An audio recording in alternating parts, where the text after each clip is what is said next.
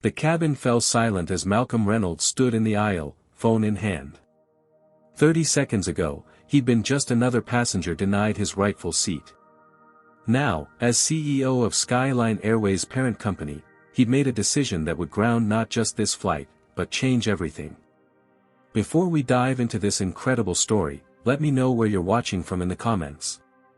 If you enjoy stories about standing up against discrimination, smash that like button and subscribe to see more powerful content like this. Now let's see how Malcolm Reynolds went from being disrespected to taking control of an entire airline. Malcolm Reynolds awoke to the gentle chime of his alarm at precisely 5:30 in his Atlanta penthouse. Through floor-to-ceiling windows, the city skyline glowed with early morning light, a view that still amazed him 20 years into his career. At 48, Malcolm had built Global Ventures Holdings from a small investment firm into a corporate giant that recently acquired Skyline Airways among its dozens of subsidiaries. He stretched and mentally prepared for his crucial meeting in Chicago later today. The Winters Corporation merger would add another $1 billion to GVH's portfolio and create hundreds of new jobs. As he moved through his morning routine, Malcolm reflected on his journey from the small apartment he grew up in with his mother working 2 jobs to support him.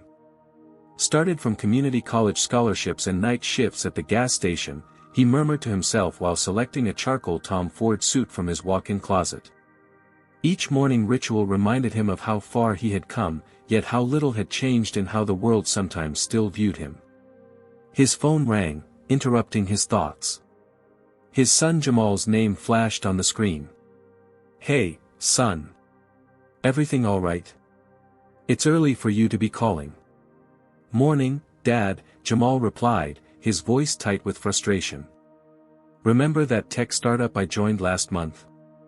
Something happened yesterday that I need your advice on." Malcolm listened as his 24-year-old son explained how his ideas were repeatedly attributed to his white colleagues during presentations, and how he was questioned about his presence in executive areas despite his senior developer position. "I know I should speak up, but I'm still new there, and I don't want to be labeled as difficult right away," Jamal concluded. Malcolm sat on the edge of his bed, the familiar weight of this conversation settling on his shoulders. "Son, I've been there more times than I can count. The key is documentation and strategic responses. Make your presence undeniable through your work, but don't let them walk over you. Email your ideas before meetings, create paper trails." "But how do you stay calm when it happens?" Jamal asked. "I remind myself that my reaction gets scrutinized more than their action. Pick your battles. Save your energy for the fights that matter," Malcolm advised, thinking about his own career. "When you reach a position of influence, that's when you can make real changes to the system." After reassuring his son and promising to continue the conversation over dinner on Sunday, Malcolm finished getting ready. His reflection in the mirror showed a distinguished man with close-cropped salt and pepper hair, impeccably dressed in his bespoke suit. The watch on his wrist, his first luxury purchase after making partner 15 years ago, reminded him that representation in executive positions remained crucial, even in 2025. He called his executive assistant while heading to the kitchen for his morning coffee. "Rebecca, good morning. Is everything set for Chicago?" "Morning, Mr. Reynolds. Yes, your meeting with Winters is confirmed for 3 p.m. Hotel suite is ready, and your return flight is booked for tomorrow morning," Rebecca responded efficiently. Malcolm poured himself coffee from the machine that had automatically brewed at 5:25. "What about the Skyline Airways situation? Any updates since we acquired them?" "Customer satisfaction ratings are still below industry standards, and there have been several complaints about inconsistent service," Rebecca reported. "The transition team suggests it might take months to see improvements in their internal culture." Malcolm took a thoughtful sip of his coffee. "I think I'll fly Skyline to Chicago today instead of taking the company jet. Might be good to experience their service firsthand." "A surprise inspection?" Rebecca sounded intrigued. "That's actually brilliant. I'll book you a first-class ticket immediately and cancel the private jet. Would you like me to inform Skyline management that you'll be aboard?" "No," Malcolm decided. Let's keep this completely authentic. Book it under my name, obviously, but let's see how they operate when they don't know the boss is watching. While Rebecca arranged his new travel plans, Malcolm reviewed quarterly reports from various divisions of Global Ventures.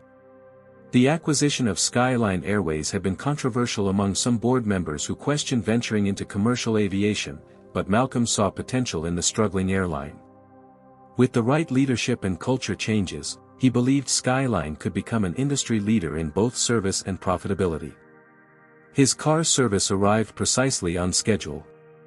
Malcolm gathered his leather briefcase containing his laptop and essential documents, leaving his luggage behind as he planned to return the following day.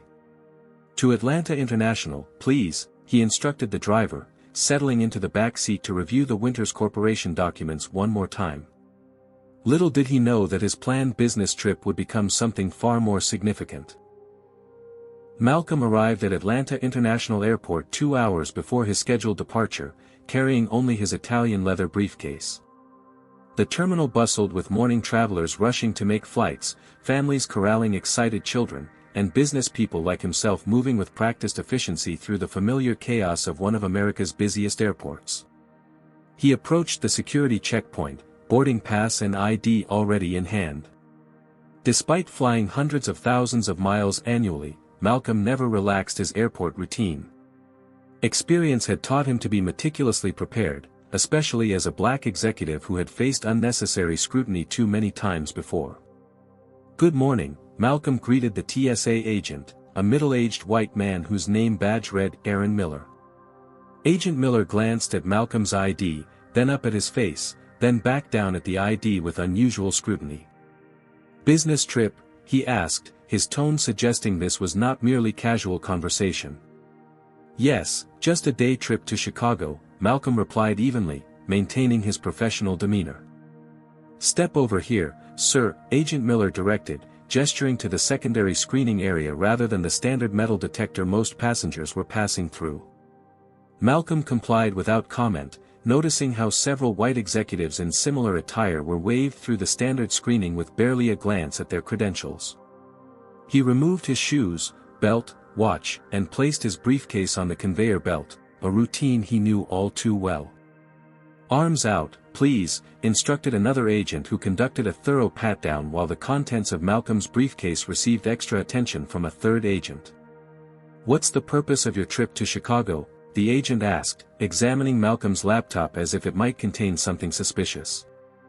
"Business meeting," Malcolm replied simply, maintaining his composure despite the unnecessary interrogation. 15 minutes later, Malcolm reclaimed his belongings and proceeded toward his gate. As he refastened his watch, a voice beside him spoke quietly. "Never gets easier, does it?" Malcolm turned to see another black man in a business suit, roughly his age, gathering his belongings from a similar extended screening. "Terrence Washington," the man introduced himself, extending his hand. "Atlanta to Detroit this morning." "Malcolm Reynolds," he replied, shaking Terrence's hand. "Chicago. I've been flying this route weekly for 3 years, Terrence said as they walked together through the terminal. "Same airline, same ticket, same seat. Still get the special treatment every single time." Malcolm nodded knowingly. The invisible tax on traveling while black. Extra minutes at every checkpoint, extra questions with every interaction. "My company tracked it once for a discrimination case," Terrence revealed. White executives spent an average of 12 minutes from curb to gate. Black executives? 27 minutes. That's 15 minutes of our lives taken at each end of every trip. They reached the point where their paths diverged toward different concourses. "Safe travels, Malcolm. Hope Skyline treats you better than security did." Malcolm continued to the Skyline Airways premium check-in counter, where a blonde woman in her 50s was assisting passengers. Her name tag identified her as Diane Parker. When his turn arrived, Malcolm presented his ID and first-class boarding pass. Diane examined his documents with visible skepticism. "And how did you book this ticket, sir?" she asked, emphasizing the "sir" in a way that suggested she found his presence in the first-class line unusual. Through your website, Malcolm answered calmly. Is there a problem? No, no problem, Diane replied quickly, yet her fingers moved across her keyboard with extra diligence.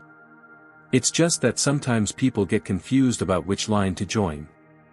I'm not confused, Malcolm stated firmly. I've booked a first-class ticket to Chicago and would like to check in for my flight.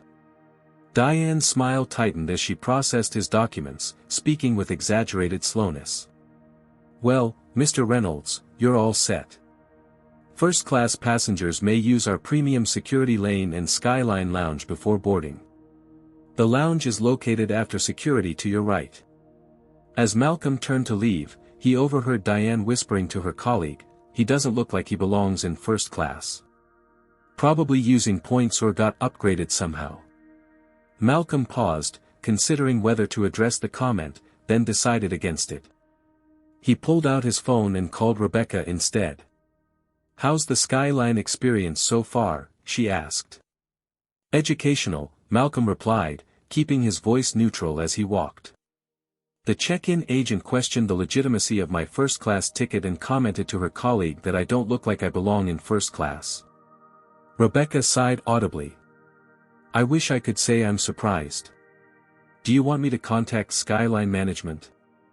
Not yet, Malcolm decided. Let's see how the rest of this experience unfolds. This is exactly the kind of cultural assessment we need before implementing changes. After navigating security for a second time through the premium lane, where, predictably, he was again subjected to additional scrutiny, Malcolm located the Skyline Lounge.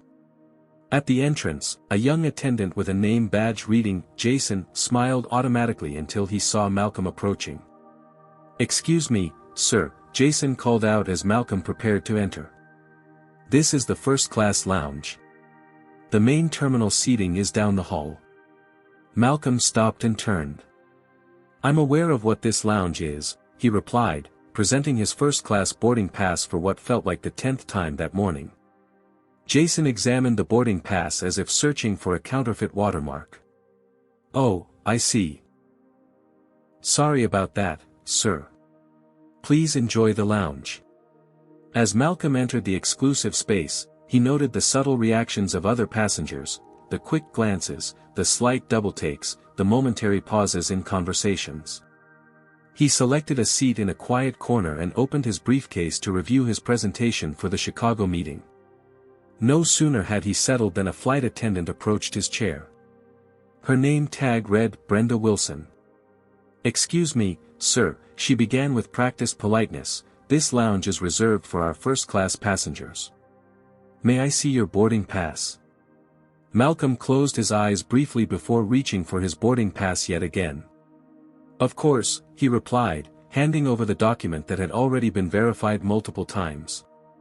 Brenda examined it carefully, her expression shifting from suspicion to forced professionalism. Thank you, Mr. Reynolds. Can I get you something to drink? Coffee, black, would be fine, he replied, noticing how she hadn't asked any other passengers to verify their right to be in the lounge. As Brenda walked away, a white man in his 50s took the seat across from Malcolm. They always check, don't they? He commented with a knowing smile. Malcolm assessed the man, expensive suit, confident posture, wedding ring, likely another executive. Without fail, he acknowledged. Walter Bennett, the man introduced himself. Timber Resources International. Malcolm Reynolds, Global Ventures Holdings. Walter's eyebrows rose slightly. Reynolds, wait, the Malcolm Reynolds. The acquisition specialist who turned around Central Tech last year. Malcolm nodded, accustomed to this shift in attitude once his professional status became known. People who moments before had dismissed him suddenly became eager to connect. Impressive work, Walter continued, his tone now respectful, almost deferential. We've implemented some of your management techniques at TRI. Oh, and our diversity initiatives have been expanding too. Just hired 2 black VPs last quarter. Malcolm nodded politely at what sounded like another corporate diversity program that counted bodies without changing culture. And how many of those diverse hires have actual decision-making authority, he asked. Before Walter could respond, Malcolm's phone rang. The screen displayed his CFO's name. "Excuse me, I need to take this," Malcolm said, rising from his seat and moving to a quieter area of the lounge. "Thomas, what's happening?" "Sorry to bother you before your flight, Malcolm, but we've got a situation with Winters. They're suddenly expressing concerns about the merger timeline. Their legal team is suggesting a new clause that would delay the equity distribution." Malcolm frowned, immediately recognizing this as a negotiation tactic. "They're testing us, seeing if we'll accept delays that benefit their fiscal quarter reporting. Stand firm on our original timeline. I'll handle Charles Winters directly in our meeting today." As Malcolm concluded his call, he noticed two lounge attendants hovering nearby, watching him with unwarranted attention as if his business call was somehow more disruptive than those of other passengers.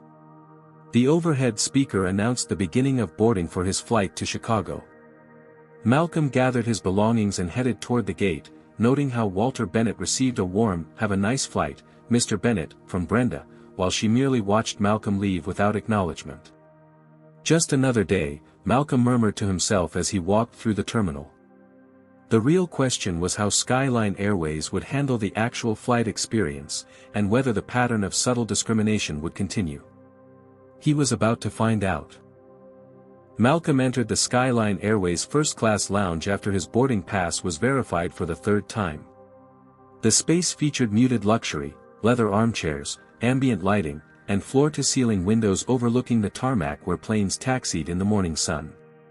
A breakfast buffet lined one wall, while a well-stocked bar occupied another, currently serving coffee and morning beverages. He selected a secluded corner seat, noticing the subtle reactions from other passengers. A woman clutched her handbag tighter as he passed. A businessman glanced up from his laptop, then quickly looked back down. Two elderly couples exchanged whispers. None of these reactions were overt enough to confront, yet the pattern was unmistakable to anyone who had experienced it before. Malcolm had just settled into his chair when flight attendant Brenda Wilson approached, her practiced smile not reaching her eyes. "Excuse me, sir," she began with rehearsed politeness, "this area is reserved for our first-class passengers only. May I see your boarding pass?" Malcolm suppressed a sigh, having already shown his boarding pass at the lounge entrance less than 2 minutes earlier. "Of course," he replied evenly, retrieving the document from his jacket pocket. Brenda examined the boarding pass with unusual scrutiny. "Mr. Reynolds, to Chicago." "I see." Her tone suggested surprise. "And this is your first time flying with Skyline?" "I've flown with several airlines," Malcolm responded neutrally. "This is my first time in Skyline's first class." "Well, welcome then," she said, her voice lacking genuine welcome. "Our buffet is available for your enjoyment. Please remember to keep conversations at an appropriate volume for the comfort of all our premium guests." Malcolm noticed that this warning about noise wasn't being delivered to any other passengers, including a group of white businessmen laughing loudly near the bar. "Thank you for the reminder," he replied calmly. As Brenda walked away, Malcolm opened his briefcase to review documents for his Chicago meeting. He'd barely read through the first page when a voice interrupted. "They don't make it easy, do they?" Malcolm looked up to see Walter Bennett standing beside his chair. The older white executive carried a tumbler of what appeared to be orange juice. "Mind if I join you?" Walter asked, already settling into the adjacent seat without waiting for Malcolm's response.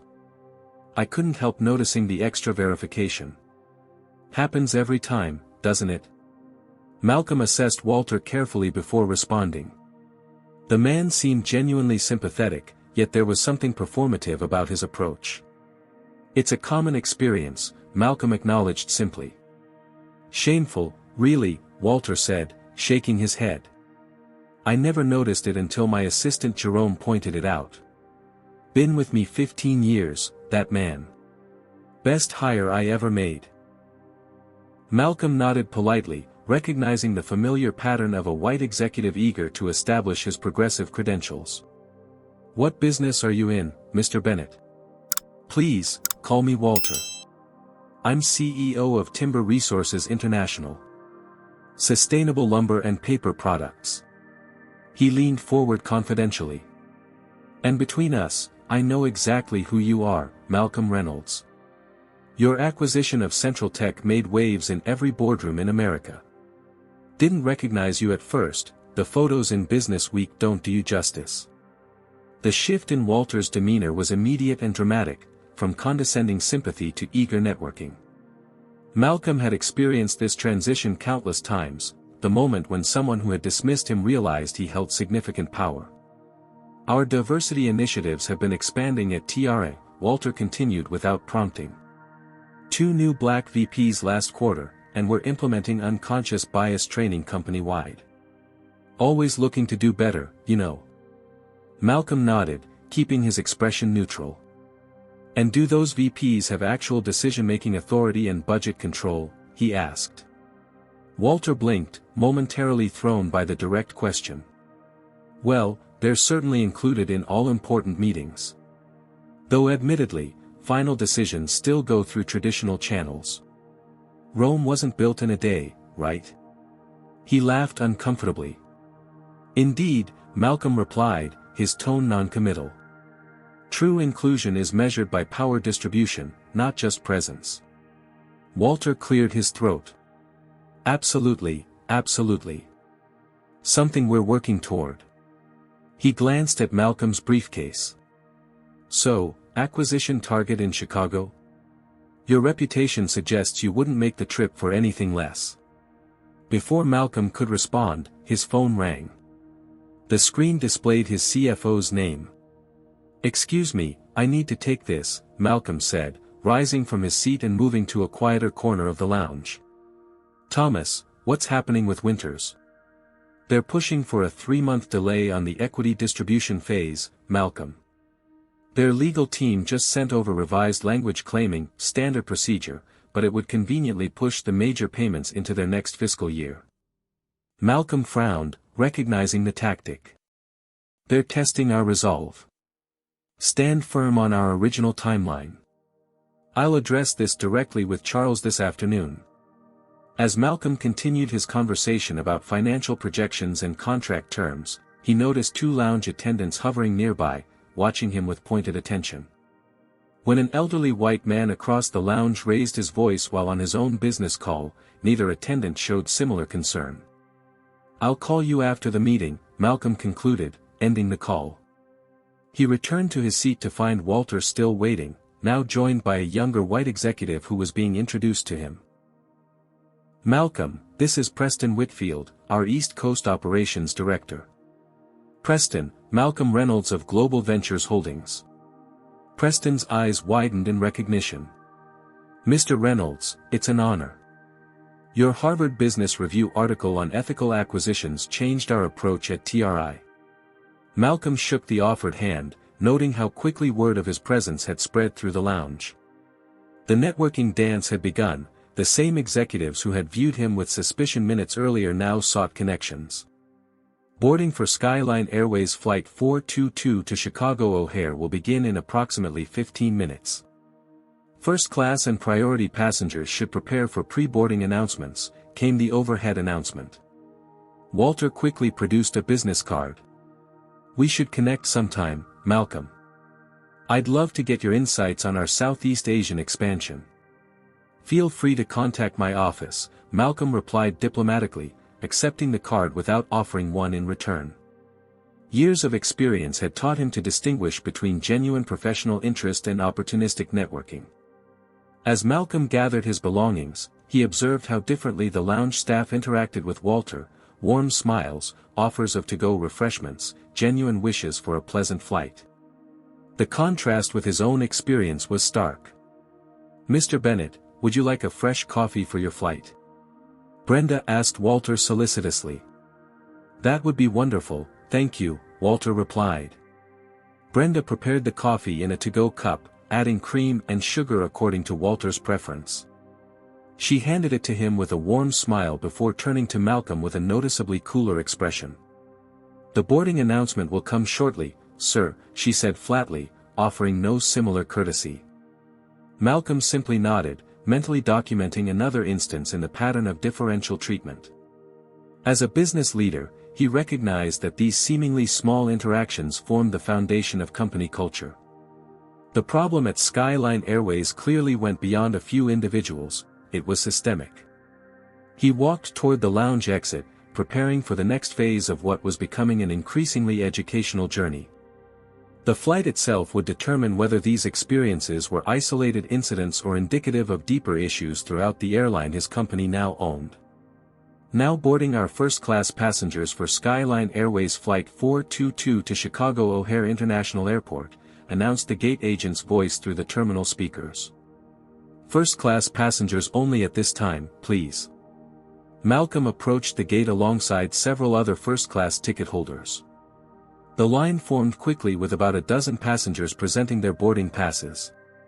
At the counter stood gate agent Kelly Thompson, a woman in her mid-30s with blonde hair pulled back in a tight bun, scanning documents with practiced efficiency. "Good morning, welcome aboard," Kelly greeted an elderly white couple at the front of the line, her smile bright and professional. "Have a wonderful flight, Mr. and Mrs. Davidson." The line moved swiftly as Kelly processed each passenger with similar pleasantries. Malcolm observed the routine, noting how each interaction followed the same warm pattern until he reached the counter and presented his boarding pass. Kelly's smile faltered momentarily. "First class?" she asked, even though his boarding pass clearly indicated his premium seat assignment. "Yes," Malcolm confirmed calmly, keeping his expression neutral despite the familiar sinking feeling in his stomach. Kelly examined his boarding pass with unusual scrutiny, then looked up at him with narrowed eyes. "May I see your ID as well, please?" Malcolm produced his driver's license, noting that she hadn't requested identification from any previous passengers. "Is there a problem with my ticket?" he asked, his tone measured and professional. "Just following procedure, sir," Kelly replied stiffly, comparing his license to his boarding pass with exaggerated care. Behind Malcolm, the first-class boarding line had grown, with several passengers shifting impatiently. "Excuse me," came a woman's voice from behind him. "Is there an issue?" Malcolm turned slightly to see a middle-aged white woman with short auburn hair watching the interaction with evident concern. "No issue," Kelly responded quickly. "Just verifying documentation." "You didn't verify mine," the woman pointed out. "Or anyone else's that I saw." Malcolm recognized her as Heather Davis, a marketing executive whose photograph he'd seen in business publications. Her open challenge to the disparate treatment created an uncomfortable silence at the gate. Kelly's cheeks flushed slightly. "Ma'am, I'm just following company protocol for..." "For what exactly?" Heather interrupted.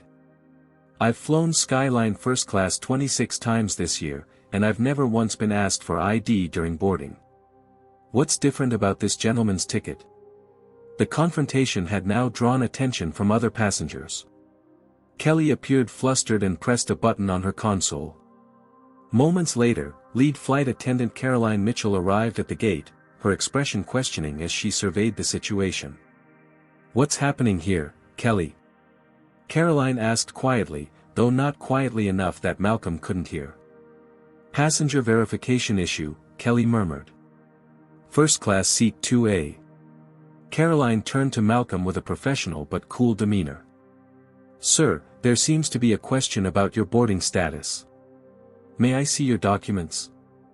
Malcolm handed over his boarding pass and ID for the fourth time that morning. "I've already presented these to 3 different Skyline employees today. Is there something specific you're looking for?" Caroline examined the documents briefly before returning them. "Everything appears to be in order," she conceded reluctantly. "You may board, Mr. Reynolds." "Thank you," Malcolm replied evenly, reclaiming his boarding pass. As he moved toward the jet bridge, he heard Heather's voice behind him. "That was completely inappropriate," she told Caroline firmly. "I'll be noting this incident in my customer feedback." Malcolm entered the aircraft where flight attendant Shannon Reed greeted passengers at the door. He observed as she welcomed those ahead of him with warm smiles and personalized greetings. "Good morning. "Welcome aboard," Shannon said to an older gentleman. "Mr. Phillips, right? So good to see you again. Your usual seat in 1C is all ready for you." When Malcolm reached the door, Shannon's smile noticeably dimmed. "Boarding pass," she requested curtly, without any greeting. Malcolm presented his document once more. Shannon barely glanced at it before gesturing vaguely toward the back of the plane. "You can find your seat that way." "My seat is 2A, Malcolm clarified. "First class." Shannon's eyebrows rose slightly. "First class? Let me see that again." She took his boarding pass and studied it with obvious skepticism. "Very well," she said finally, returning it without making eye contact. "To your left." As Malcolm made his way to his assigned seat, he noticed Walter Bennett already comfortably settled in 1A, directly across the aisle from where businessman Gregory Phillips, whom Shannon had greeted by name, was arranging his belongings in 1C. Malcolm found seat 2A occupied by another passenger, a white man in his 50s wearing an expensive suit and focused on his tablet. The businessman didn't look up as Malcolm stopped beside the row. "Excuse me," Malcolm said politely. "I believe you're in my seat." The man glanced up with a dismissive expression. "No, this is my seat. 2A. "I have 2A as well," Malcolm replied, showing his boarding pass. The businessman, whose carry-on bag revealed the monogrammed initials GP, finally looked at Malcolm directly. "Well, there must be some mistake. I'm Gregory Phillips, and I always sit in 2A when 1C isn't available." Have you ever faced discrimination in public spaces like Malcolm? Comment number 1 if you've experienced similar treatment, or number 2 if you've witnessed someone else being treated unfairly. Hit the like button if you believe everyone deserves equal treatment regardless of appearance or background. And be sure to subscribe for more powerful stories about standing up against injustice. What do you think will happen when Shannon discovers the airline has double-booked the seat? Let's continue Malcolm's journey and find out. Shannon Reed approached row 2 with visible reluctance, her customer service smile notably absent as she assessed the situation. Malcolm stood calmly in the aisle while Gregory Phillips remained firmly seated in 2A, arms crossed defensively across his chest. "What seems to be the problem here?" Shannon asked, her tone suggesting the disruption was an inconvenience rather than her responsibility to resolve. "This gentleman claims to have the same seat assignment as me," Gregory stated firmly. "But I'm a Skyline Platinum member and always sit in 2A or 1C. Malcolm presented his boarding pass again. "We appear to have been assigned the same seat." Shannon examined both boarding passes with a frown. "Well, this is unusual," she murmured, tapping at the tablet she carried. "It seems there's been a booking error. The system has assigned 2A to both of you." Behind Malcolm, other first-class passengers were trying to reach their seats, creating a bottleneck in the narrow aisle. The situation was quickly becoming a spectacle for everyone boarding the plane. "I'll need to check with the gate agent," Shannon said, reaching for the cabin phone. After a brief conversation, she turned back to face them both. "It appears there was indeed a system error during booking. So how will you resolve this?" Malcolm asked reasonably. Shannon barely hesitated before responding. "Mr. Phillips is a long-standing platinum member with Skyline. Mr. Reynolds, would you mind taking a seat in our economy section? We would be happy to provide complimentary beverages during your flight as compensation." Malcolm kept his expression neutral despite his internal reaction to the suggestion. "I purchased a first-class ticket and would prefer to remain in first class. Perhaps there's another first-class seat available." Shannon checked her tablet again. "First class is fully booked. Economy is your only option at this point."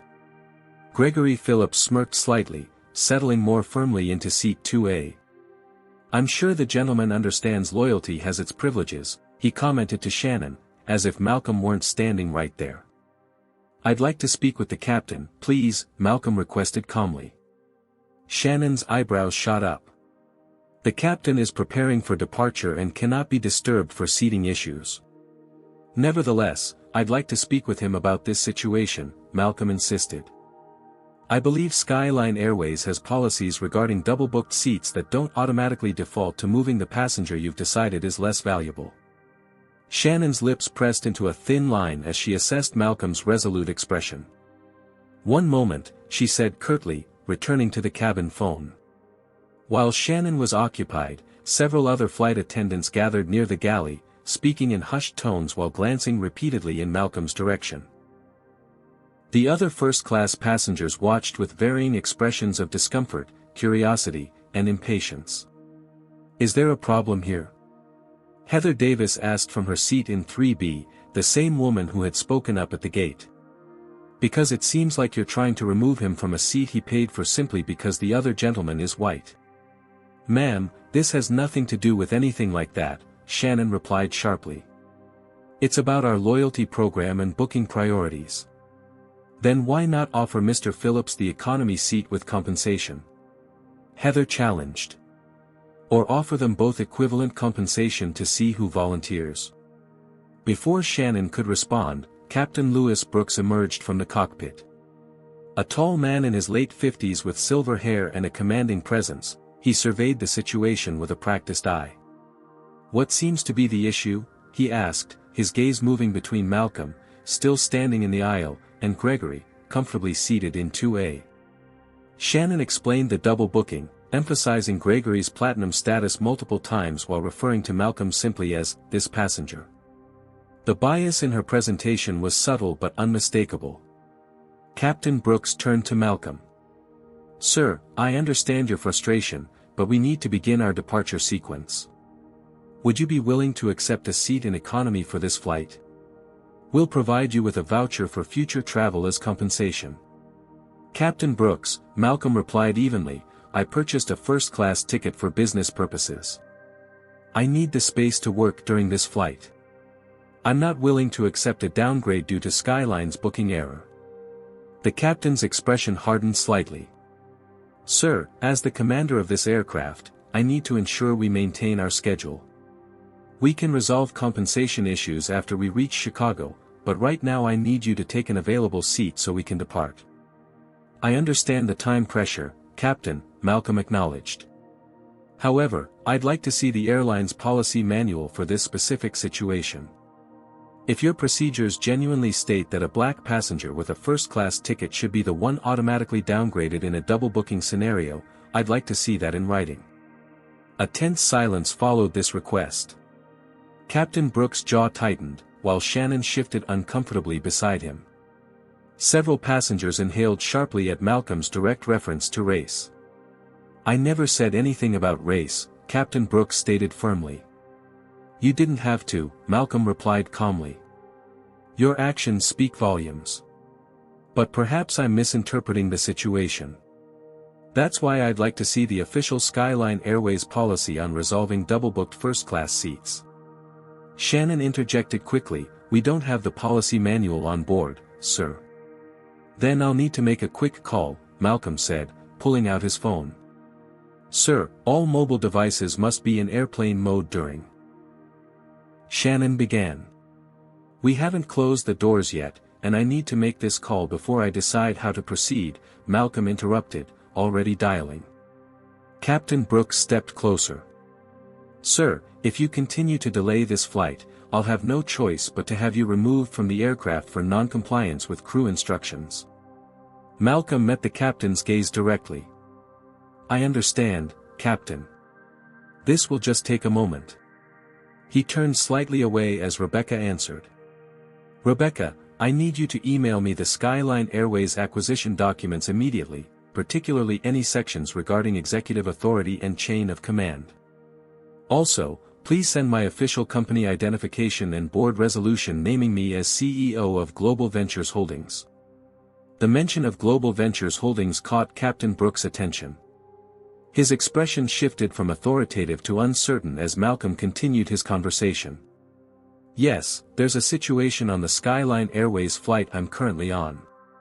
It seems appropriate to reveal my position at this point." Malcolm's voice remained calm and professional. "Thank you, Rebecca. As Malcolm ended the call, his email notification chimed. He opened the documents Rebecca had sent, then turned back to face Captain Brooks and Shannon, who both watched him with growing apprehension. "Captain Brooks, Ms. Reed," Malcolm began, his tone measured but carrying unmistakable authority. "Perhaps I should have introduced myself more formally from the beginning. I'm Malcolm Reynolds, Chief Executive Officer of Global Ventures Holdings, which, as you may know, acquired Skyline Airways 3 months ago." He turned his phone to show them his company identification and the official board resolution naming him CEO. "This makes me, effectively, your boss's boss." The blood drained from Shannon's face. Captain Brooks stared at the documentation, speechless.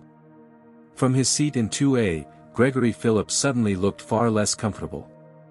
Caroline Mitchell, who had been hovering nearby during the confrontation, frantically used the cabin phone to call ground operations. Within minutes, Alexandra Turner, the ground operations manager, rushed onto the plane, her expression shifting from professional concern to shock as she recognized Malcolm from company leadership photographs. "Mr. Reynolds," Alexandra gasped, "we had no idea you would be on this flight." "That was intentional," Malcolm replied. "I wanted to experience Skyline's service as any other passenger would. Unfortunately, that experience has been deeply revealing." Gregory Phillips hastily gathered his belongings. "I'm happy to take another seat," he offered quickly, vacating 2A. "There must have been a terrible misunderstanding." Malcolm remained standing in the aisle, his attention now focused on Captain Brooks. "The misunderstanding appears to be systemic, Mr. Phillips.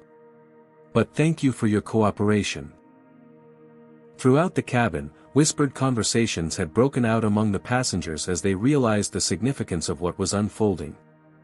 The flight crew exchanged worried glances, suddenly recognizing the potential consequences of their actions. Malcolm made a decisive call, one that would send ripples through the entire airline industry before the day was over. A palpable tension filled the aircraft cabin as Malcolm stood in the aisle, phone still in hand, surrounded by suddenly nervous Skyline Airways staff. The revelation of his identity as CEO of the airline's parent company had transformed the power dynamic instantly. Flight attendants who had been dismissive moments earlier now hovered anxiously, while passengers watched the unfolding drama with rapt attention. Malcolm turned to Rebecca on the phone. "Please email me the complete acquisition documents for Skyline Airways, particularly the section detailing executive authority during the transition period." As he waited, Alexandra Turner, the ground operations manager, stepped forward with visible trepidation. "Mr. Reynolds, on behalf of Skyline Airways, I want to express our deepest apologies for this unfortunate situation. If you'll allow us to—" "Ms. Turner," Malcolm interrupted calmly, "I appreciate your concern, but this situation extends far beyond a simple seating error." His email notification chimed. Malcolm opened the documents, quickly finding the relevant section. "According to the acquisition agreement, as CEO of the parent company, I have executive oversight of all Skyline operations during the transition period, including the authority to implement immediate procedural changes when necessary." Captain Brooks cleared his throat uncomfortably. "Mr. Reynolds, we're currently 20 minutes behind our departure schedule. Perhaps we could address these concerns once we reach Chicago." "No, Captain, we cannot," Malcolm replied firmly. "The discriminatory treatment I've experienced today isn't something to be tucked away and dealt with later. It reflects a corporate culture that requires immediate attention."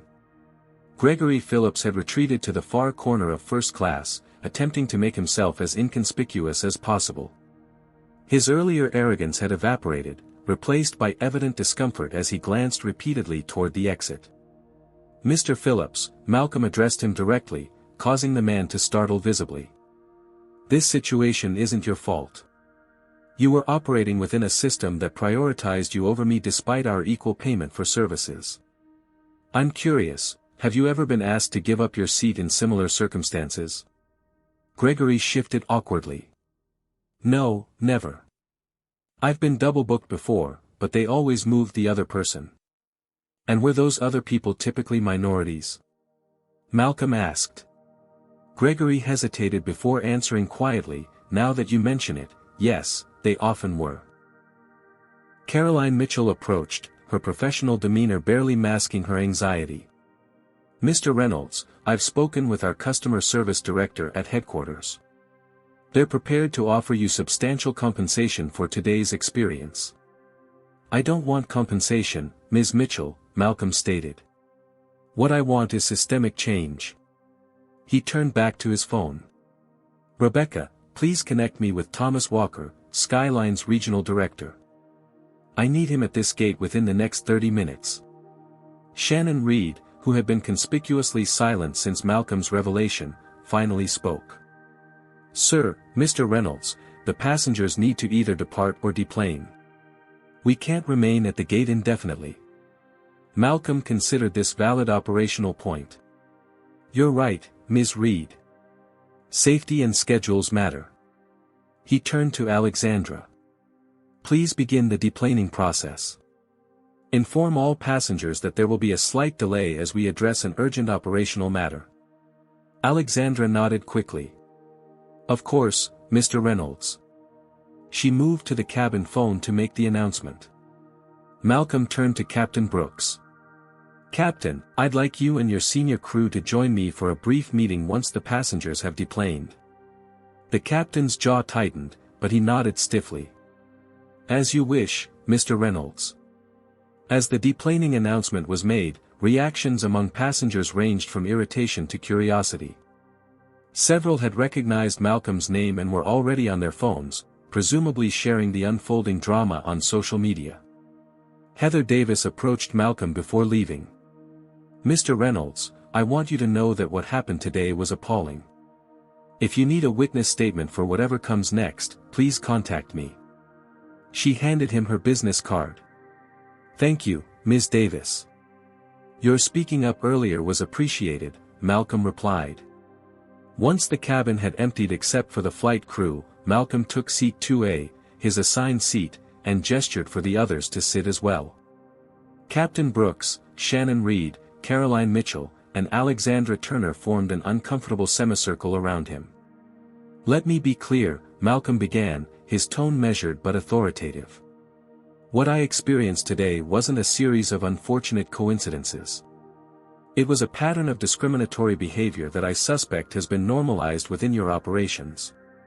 He listed each incident methodically, the questioning of his first-class status at check-in, the extra verification at the lounge, the boarding confrontation, and the immediate suggestion that he, not Gregory Phillips, should be the one downgraded despite holding identical tickets.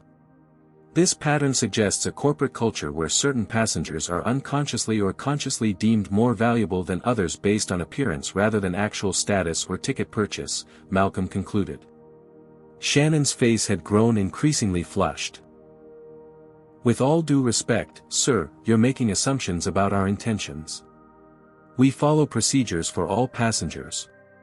Do you ask every first-class passenger for ID during boarding, Ms. Reed? Malcolm asked. Shannon hesitated. Well, not every passenger, no.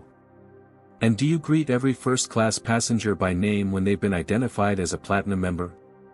We try to personalize service for our frequent flyers, Shannon defended weakly. Yet you didn't extend that courtesy to me, despite my name and status being equally visible in your system, Malcolm pointed out. These aren't accusations, Ms. Reed. They're observations of inconsistent service delivery that appears to correlate with racial differences. Captain Brooks interjected.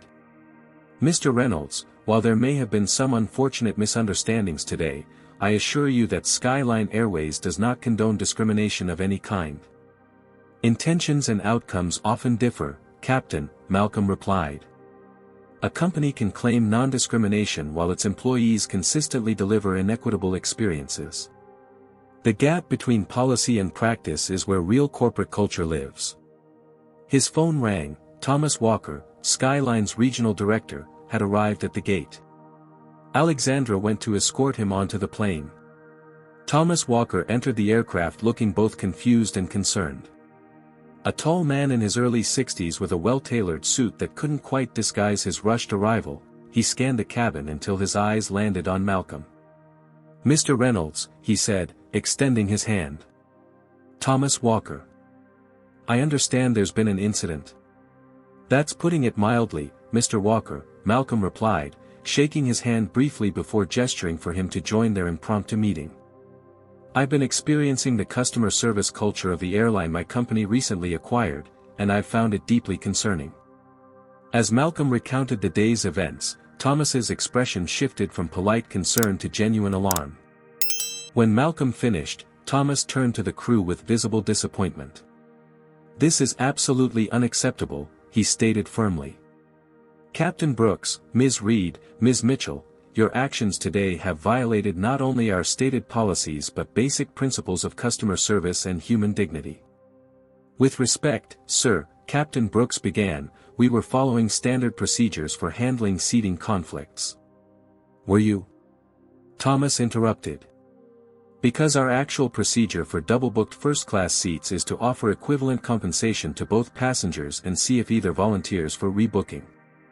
If neither volunteers, the decision is based on booking timestamp, not loyalty status. Was that procedure followed today? The ensuing silence was answer enough. Malcolm leaned forward.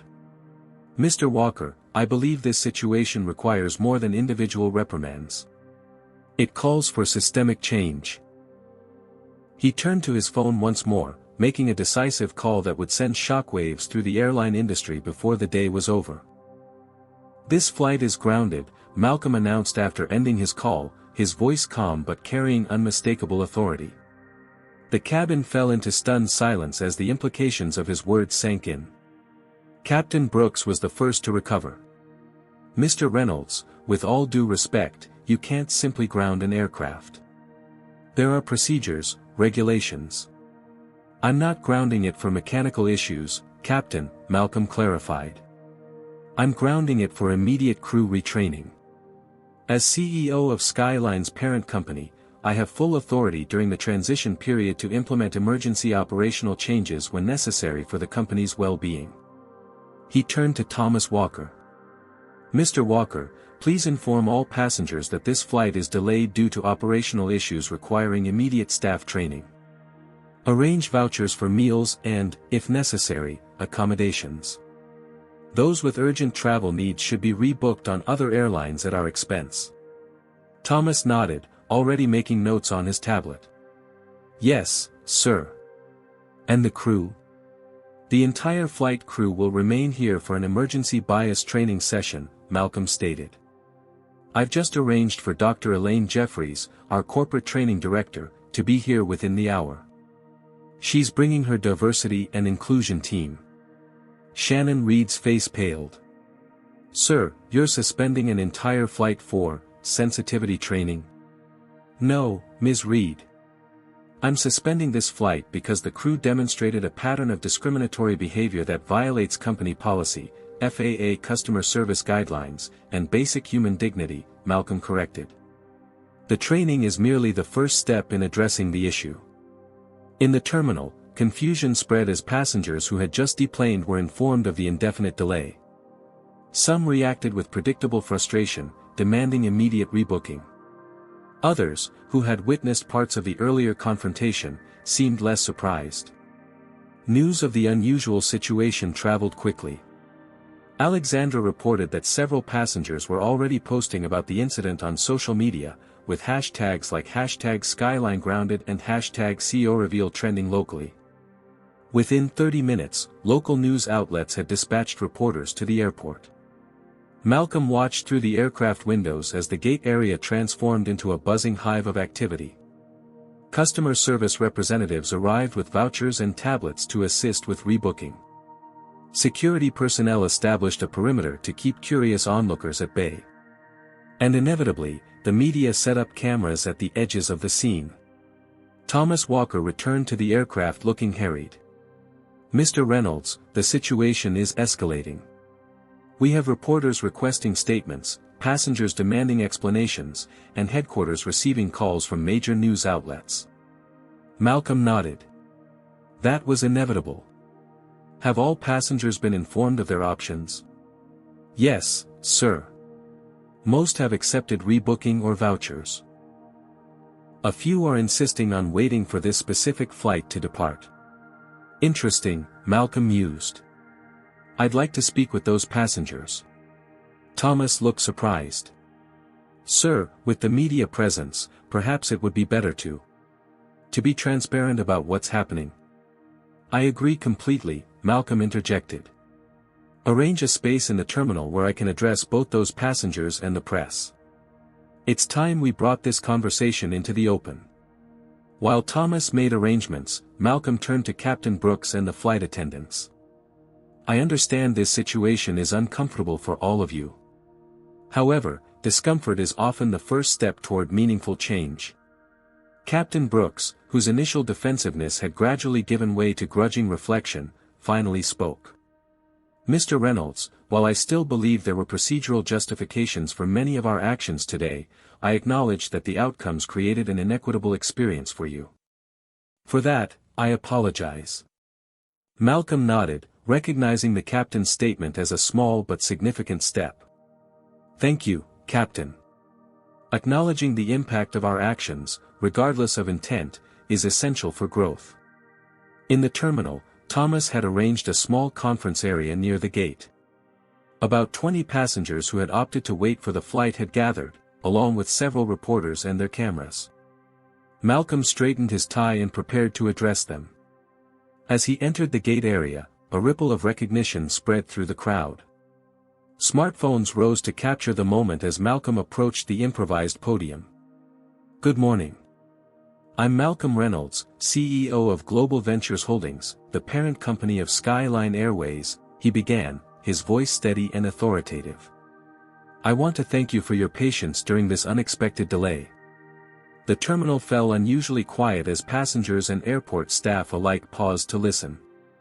Today, I experienced something that many travelers face regularly but rarely have the platform to address. While flying as a regular passenger on our airline, I encountered a pattern of discriminatory treatment that culminated in being asked to give up my first-class seat despite having the same ticket as another passenger.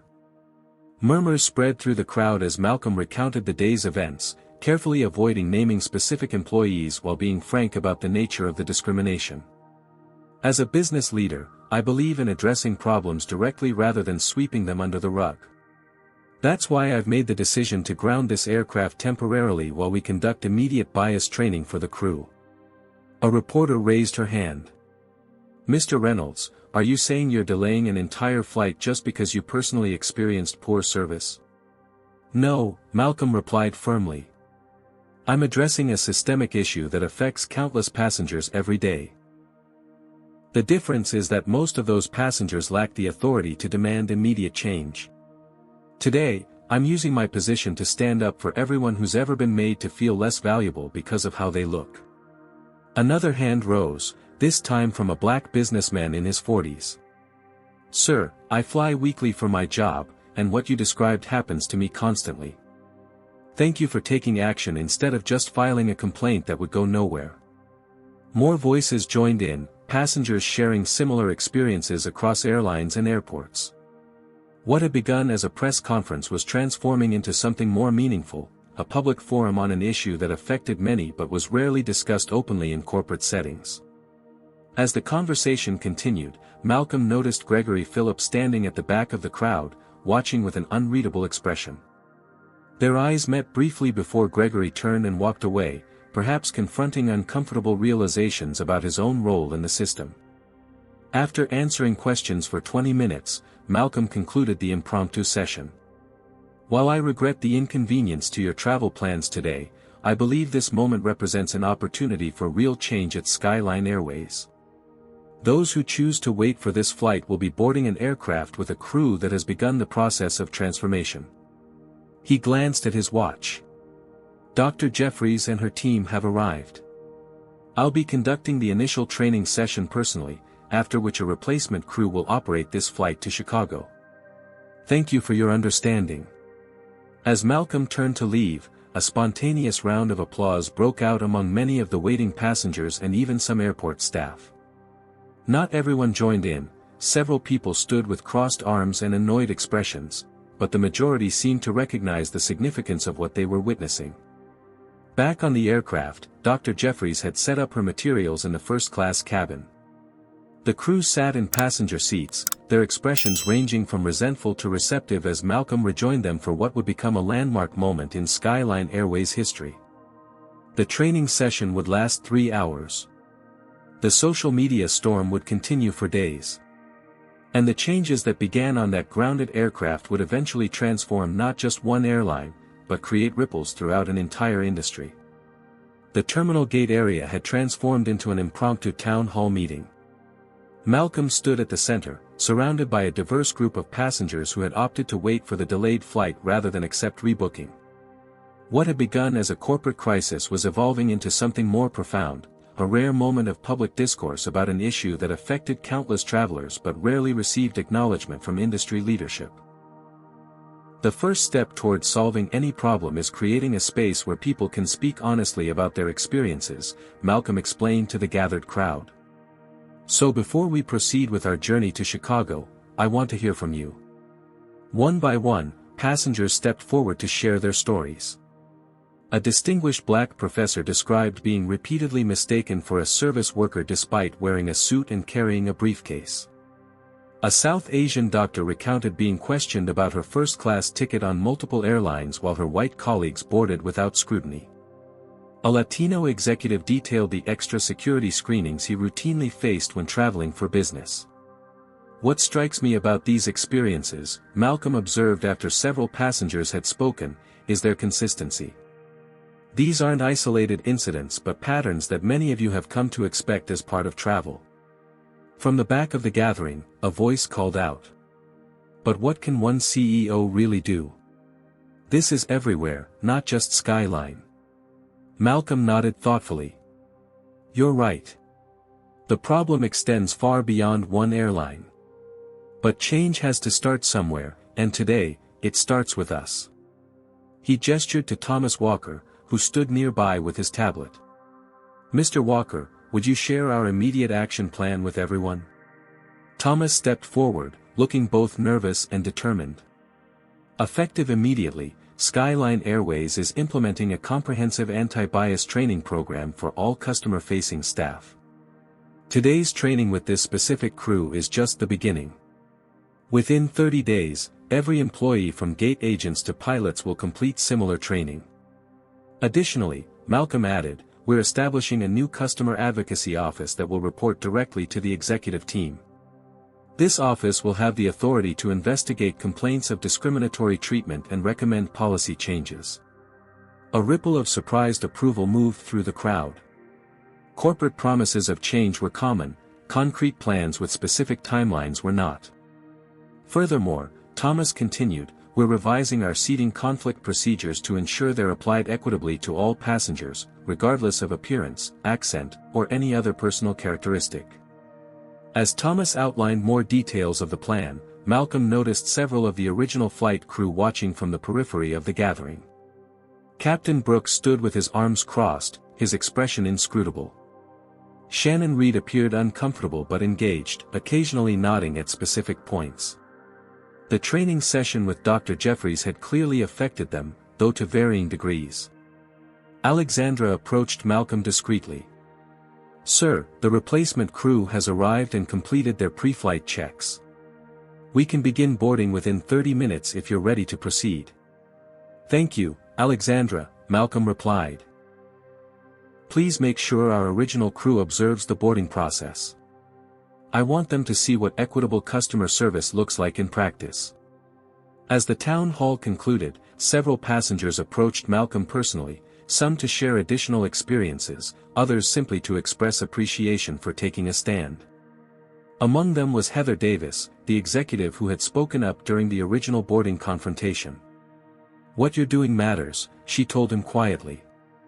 I've witnessed these situations countless times and rarely seen anyone with authority acknowledge them, let alone address them directly. It shouldn't take a CEO experiencing discrimination firsthand for change to happen, Malcolm acknowledged. But since it did, I'm determined to make that change meaningful and lasting. The boarding announcement for the delayed flight to Chicago finally came, nearly 4 hours after the original departure time.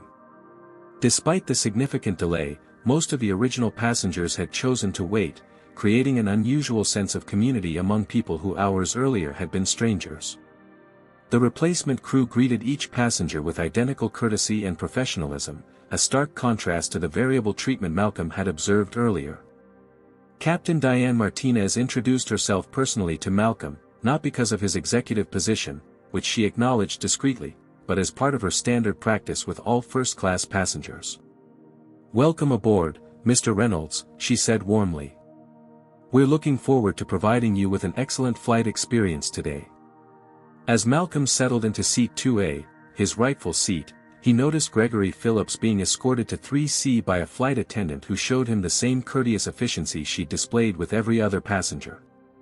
When their eyes met briefly, Gregory gave a small, embarrassed nod of acknowledgement before quickly looking away. The flight to Chicago proceeded smoothly. Malcolm used the time to draft a comprehensive new corporate policy addressing discrimination throughout Skyline's operations. As he worked, he occasionally glanced around the cabin, noting the subtle but significant differences in how this crew interacted with passengers of all backgrounds. By the time they landed at O'Hare International Airport, Malcolm's inbox had filled with messages from board members, executives, and media outlets. The story of a CEO grounding an entire flight to address discriminatory treatment had gone viral, generating discussions across social media platforms and business publications. Global Ventures holding stock had initially dropped 3 points on news of the incident but had rebounded by closing time as public sentiment overwhelmingly supported Malcolm's decisive action. Several major clients had already sent messages commending the company's commitment to addressing bias openly rather than through carefully worded press releases. As passengers deplaned in Chicago, Captain Martinez made an unexpected announcement. "Ladies and gentlemen, on behalf of Skyline Airways, I want to thank you for your patience today. What began as an unfortunate situation has become an opportunity for positive change. We're grateful for your understanding and look forward to serving you better on future journeys." Malcolm was the last to exit the aircraft. As he passed the flight deck, Captain Martinez stepped out one last time. "Mr. Reynolds," she said quietly, "I want you to know that many of us at Skyline have been hoping for exactly this kind of leadership. Thank you for taking a stand." Malcolm nodded gratefully. "This is just the beginning, Captain. The real test will be whether these changes endure after the media attention fades. Some of us will make sure they do," she assured him with quiet determination. As Malcolm walked through the jet bridge toward the terminal, he knew the work ahead would be challenging. Changing corporate culture never happened overnight. Policies could be rewritten quickly, hearts and minds took longer. But today had proven that meaningful change was possible, even in an industry as traditional as commercial aviation. His phone buzzed with a text from his son Jamal. "Just saw the news. Dad, what you did today matters. Call me when you land." Malcolm smiled. Perhaps the most important outcome of today's events wasn't the policy changes or the media attention, but the example set for his son and countless others facing similar battles in their own professional lives. Sometimes, the most powerful message was simply seeing that standing up against discrimination could lead to real change. 1 month after the incident that had captured national attention, Malcolm Reynolds stood in the executive briefing room at Skyline Airways headquarters. Large windows overlooked the tarmac where aircraft bearing the company's recently refreshed livery, now featuring a subtle equality symbol integrated into the design, taxied toward their gates. "The numbers speak for themselves," Malcolm stated, addressing the assembled leadership team. "Customer satisfaction ratings are up 18%. Employee retention has improved. And despite initial concerns, our stock has risen 12 points since implementing the Reynolds Protocol." The protocol, named by the media rather than Malcolm himself, had transformed Skyline's approach to customer service. The comprehensive anti-bias system included regular training, anonymous testing, and a transparent reporting mechanism that allowed passengers to document their experiences through a simple app. Thomas Walker, who had been promoted to Executive Vice President of Customer Experience, pointed to a graph on the main screen. "What's particularly noteworthy is the increase in repeat business from minority professionals, up 26% in just 1 month. These are high-value customers who previously avoided our airline due to inconsistent treatment. Alexandra Turner, now heading the newly established Customer Advocacy Office, added, "We've also seen a significant decrease in formal complaints related to discriminatory treatment, from an average of 57 per month to just 4 in the past 30 days. Malcolm nodded approvingly. The changes hadn't come without resistance. Several employees had resigned rather than participate in the mandatory training program. Others had initially viewed the new policies as unnecessary corporate virtue signaling. But as the positive results became undeniable, even the skeptics had begun to recognize the business value of equitable customer service. What about our former crew members? Malcolm asked, turning to Dr. Elaine Jeffries, who had overseen the transformation of Skyline's training program.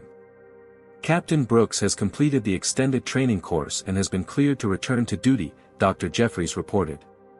His final assessment showed genuine growth in understanding bias and its impacts. He's requested assignment as a training captain to help other pilots recognize and address unconscious bias in their interactions with both passengers and crew. And Ms. Reed and Ms. Mitchell? Malcolm inquired. Dr. Jeffries consulted her notes. Shannon Reed chose not to continue with Skyline. Caroline Mitchell, however, has embraced the change process remarkably well. She's now working with our training team to develop scenario-based exercises for flight attendants. Malcolm had insisted that the employees involved in the original incident be offered a path to redemption through education rather than simply being terminated. Some had taken that path, others had not. Both choices carried consequences and opportunities. Now, Malcolm said, shifting focus, let's discuss the industry-wide impact. The screen displayed headlines from major publications. Skyline sets new standard for airline diversity practices. Reynolds Protocol adopted by 3 major carriers. Study shows equitable service increases customer loyalty across demographics. What had begun as one airline's crisis response had sparked a movement within the industry. Competing carriers, recognizing both the moral imperative and business advantage, had begun implementing similar programs. The Federal Aviation Administration had even formed a special committee to consider new guidelines for equitable customer service practices. As the meeting concluded, Malcolm checked his calendar for his next appointment, a follow-up gathering with passengers from the original flight, including Gregory Phillips and Walter Bennett. Both men had reached out in the weeks following the incident, each processing their role in the event differently. The conference room had been arranged with refreshments as the passengers began arriving. Malcolm greeted each person personally, noting how the dynamic had shifted from that tense day in the aircraft cabin. People who had been strangers united only by a disrupted travel plan now shared the bond of having participated in a meaningful moment of change. Gregory Phillips approached Malcolm somewhat hesitantly. "Mr. Reynolds, I want to thank you for including me today. The past month has been educational." "How so, Mr. Phillips?" Malcolm asked, genuinely curious about the man's perspective. Gregory glanced around before responding quietly. "I've flown first class for 15 years and never once questioned why I was always treated preferentially. When you pointed out the pattern that day, it forced me to see things I'd been blind to." He paused. "My company has since implemented our own version of your protocol for our client interactions." Walter Bennett arrived shortly after, his networking enthusiasm now tempered with what appeared to be authentic self-reflection.